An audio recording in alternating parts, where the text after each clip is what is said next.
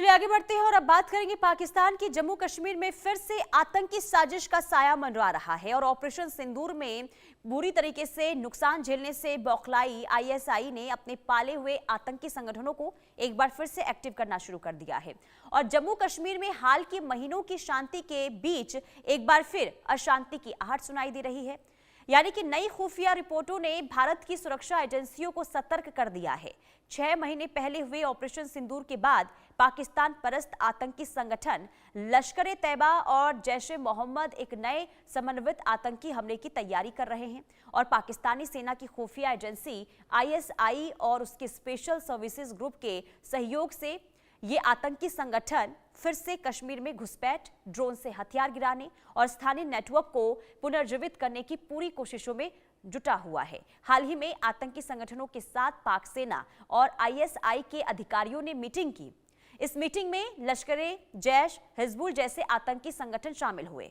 आपको बता दें कि पाकिस्तान की बॉर्डर एक्शन टीम्स, जिनमें पूर्व एसएसजी कमांडो और प्रशिक्षित आतंकी शामिल है, और फिर से पाकिस्तान अधिकृत कश्मीर यानी कि पीओके में तैनात कर दिए गए हैं और इससे संकेत मिलता है कि पाकिस्तान सीमा पर छोटे लेकिन घातक हमलों की योजना बनाई जा रही है।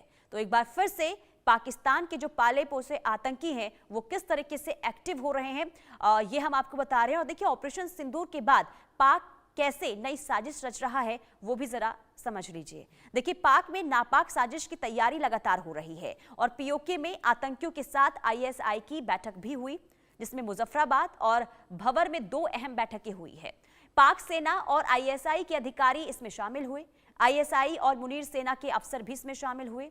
लश्कर, जैश, हिजबुल आतंकी संगठनों के साथ बैठक हुई है। हथियारों की तस्करी, घुसपैठ की प्लानिंग, सुरक्षा बलों पर हमले की योजना तैयार की गई है और बॉर्डर पर भारतीय सुरक्षा बल अब पूरी तरीके से अलर्ट मोड पर नजर आ रहे हैं।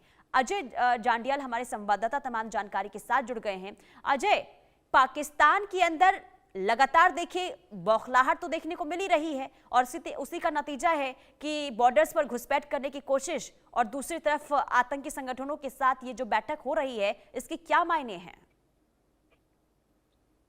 देखिए, एक चीज बड़ी साफ है कि पाकिस्तान बौखलाया हुआ है और इसके पीछे की वजह यही है कि पाकिस्तान जानता है जो उसके अंदरूनी हालात हैं वो एक दिन उसे बिखरने पर मजबूर कर देंगे और अगर उस चीज से बचना है तो कहीं ना कहीं भारत में जो है वो कहीं कुछ ना कुछ हलचल जो है वो करनी जरूरी हो जाएगी।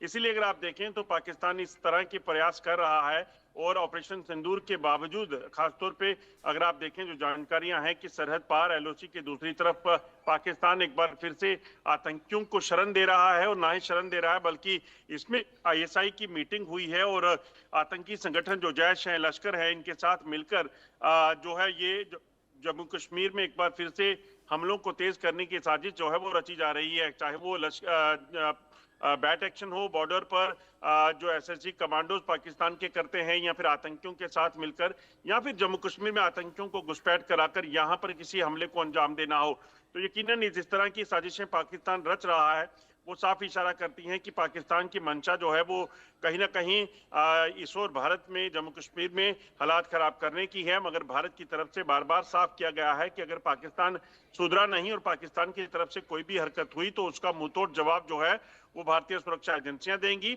और उसका मतलब यहाँ पर कोई भी आतंकी हमला होता है तो उसका मतलब सीधे तौर पर जंग माना जाएगा। और पाकिस्तान इसका हश्र बेखूबी जानता है, बाखूबी जानता है कि किस तरीके से पाकिस्तान को ऑपरेशन सिंदूर में नुकसान उठाना पड़ा।